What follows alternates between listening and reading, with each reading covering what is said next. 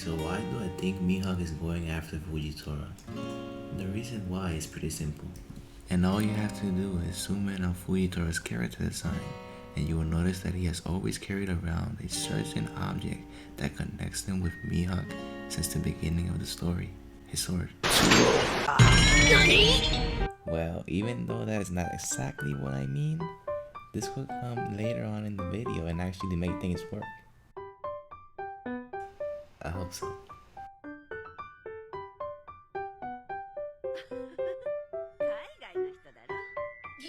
Okay, before we continue, let me make things understandable. So what is happening here is the creation of a scenario in which Fujitora and Mihawk have a confrontation. Now the reasoning on why this would happen and the narrative sense that comes with it will be explained while we continue. Now that everything is clear, we can go ahead and start off with the video.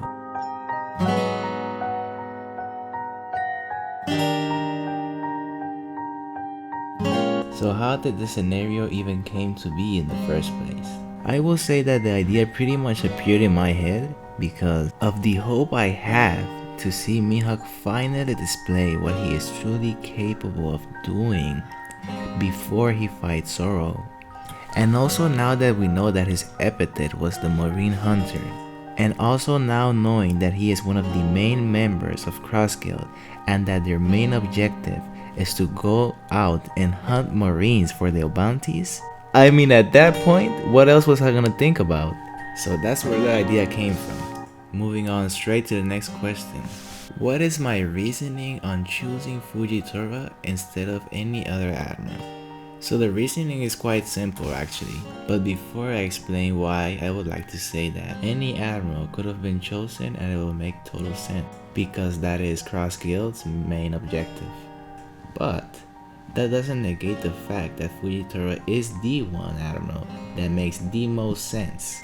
And if you have thought about it just a little bit throughout the video, you will notice already that this specific person is the reason why the warlord system was abolished.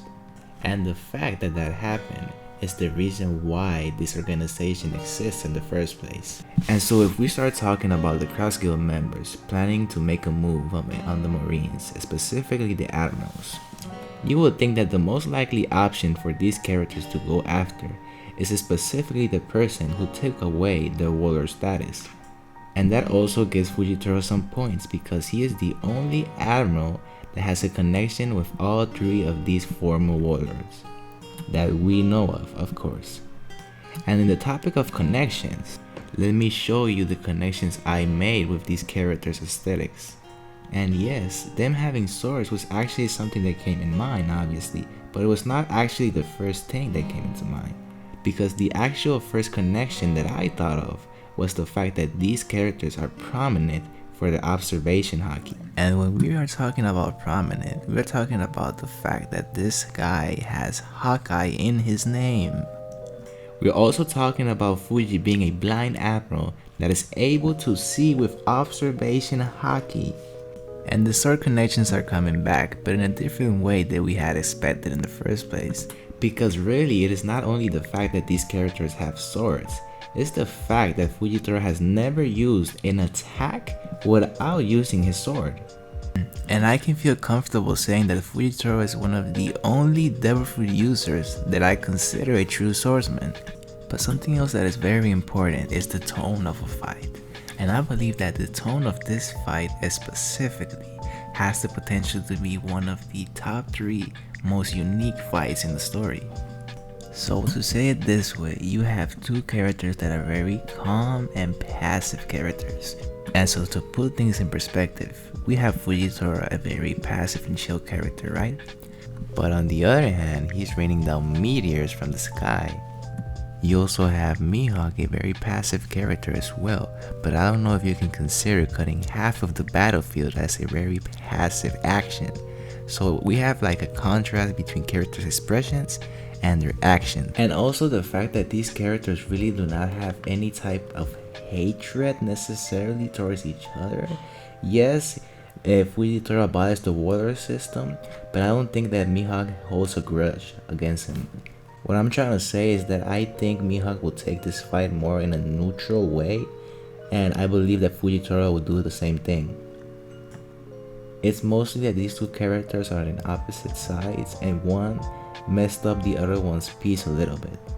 Now let's talk about the results of the fight.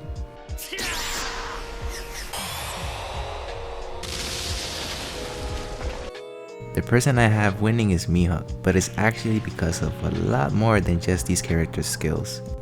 Cause when you think about this in a story perspective, depending on how this is handled, it will not only bring respect to Mihawk, but it would also bring respect to Fujitora as a character.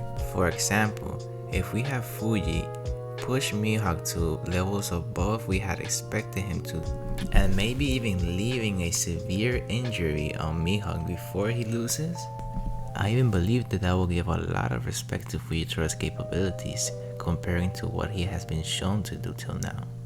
Having a recently recruited admiral being able to do such impressive showings, that's good. And if we were to switch it the other way around, things wouldn't quite work that way. Because on one side, Fujitora winning, that absolutely boosts his character to another level. But on the other side, that takes away a lot from Mihawk's character and from Zoro's goal as well. And that's why I choose Mihawk, because that's the answer I think will benefit the story in both sides.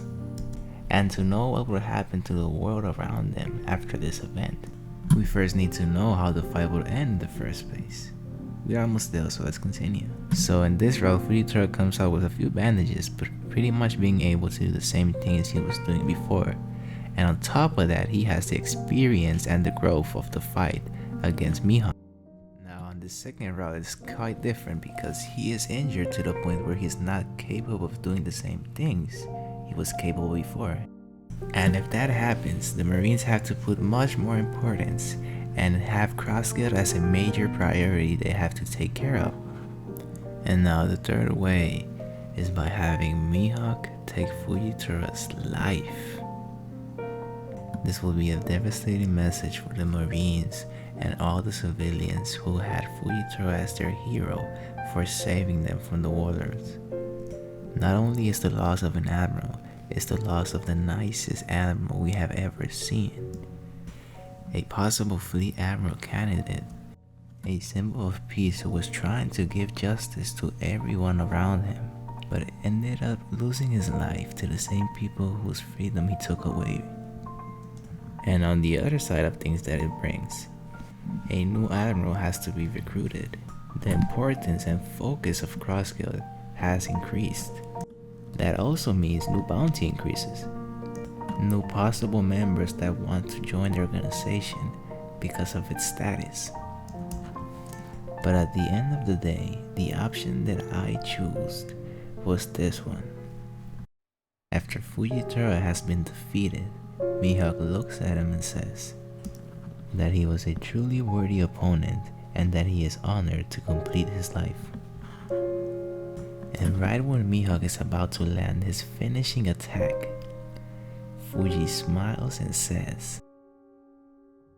After hearing this, Mihawk changes the direction of his attack, sheaves his sword back, and decides to let Fujitora live. He walks away, but when he is walking away, we are able to see